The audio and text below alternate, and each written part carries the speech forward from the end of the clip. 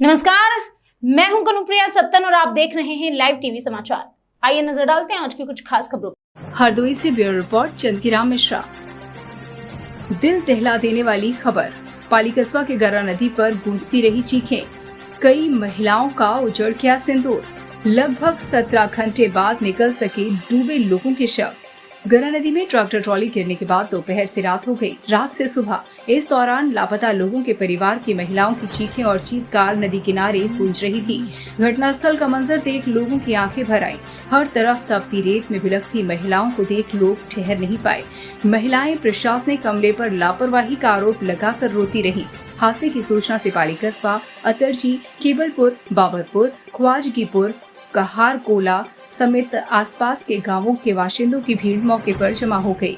पल भर में हजारों की संख्या में ग्रामीण नदी के किनारे जमा हो गए। यहाँ लापता किसानों के परिवार की महिलाएं भी बच्चों के साथ पहुंची। शाम को अंधेरा होने तक ग्रामीण मौके से नहीं हटे। करीब 17 घंटे तक नदी के किनारे दोनों कानों से गूंजती रही।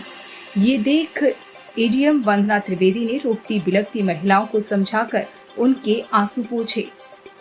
सुहाग पानी में डूबा, बहते रहे दुल्हनों के आंसू। हादसे में लापता परिजनों का रो रो कर बुरा हाल।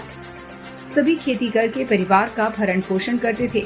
परिजनों का कहना था कि सुबह बिना खाना खाए खीरा तोड़ने खेत पर चले गए, बोले वापस आकर खाएंगे। परिजनों ने बताया कि अमित और नन्हे की शादी इसी साल हुई थी। अमित की पत्नी पहले सावन पर अपने मायके गई थी, नन्हे की पत्नी घर पे ही थी। दोनों दुल्हनों के सुहाग नदी में डूब गए। अमित के डूबने की सूचना पर उसकी पत्नी बेहोश होकर जमीन पर गिर गई। होश आने के बाद उसे मायके से परिजन घटनास्थल पर लाए। एकाएक नदी से शव बरामद होने लगे। फिर क्या, चीखें और तेज हो गयी, जिसे देख हर किसी का कलेजा फट गया। टूटती चूड़ियों की आवाज, मांग से उजड़ता सिंदूर। महिलाएं भगवान को कोसती रहीं, वहीं अपनी किस्मत को बददुआएं देकर बेहोशी आने लगी। ये मंजर देख हर किसी का सीना चलनी हो गया।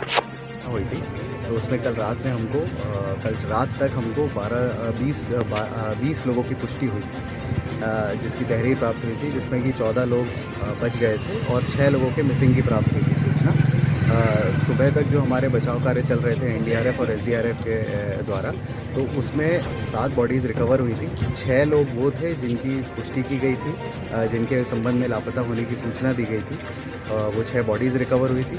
इसके अलावा सुबह जब हम ऑपरेशंस अपने क्लोज़ करने की कगार पे थे, तब हमको एक और व्यक्ति ने आके बताया कि हम उनके परिजन मिसिंग है। तो दोबारा जब उसको चेक कराया गया तो एक और बॉडी रिकवर हुई है और एक अतिरिक्त बॉडी भी रिकवर हुई है, जिसके संबंध में जब उनके परिजनों ने बताया, वार्ता की गई तो उनके द्वारा बताया गया कि वो मोटरसाइकिल से पाली गए थे मोबाइल रिचार्ज कराने के लिए और लौटे संभवतः ट्रॉली से थे।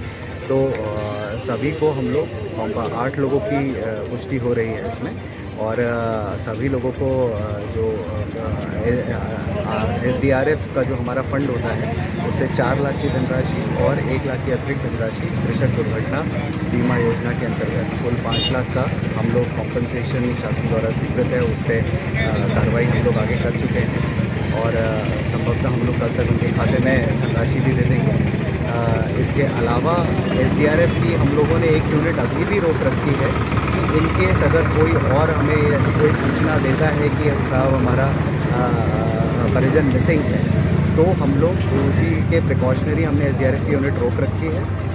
अगर कोई ऐसी सूचना प्राप्त होगी तो हम लोग उसको और कंटिन्यू रखेंगे। अभी आधिकारिक तौर पर यही है स्थिति कि 14 लोग बच गए थे, 8 बॉडीज़ रिकवर हुई हैं और अन्य किसी की हमें कोई सूचना प्राप्त नहीं है।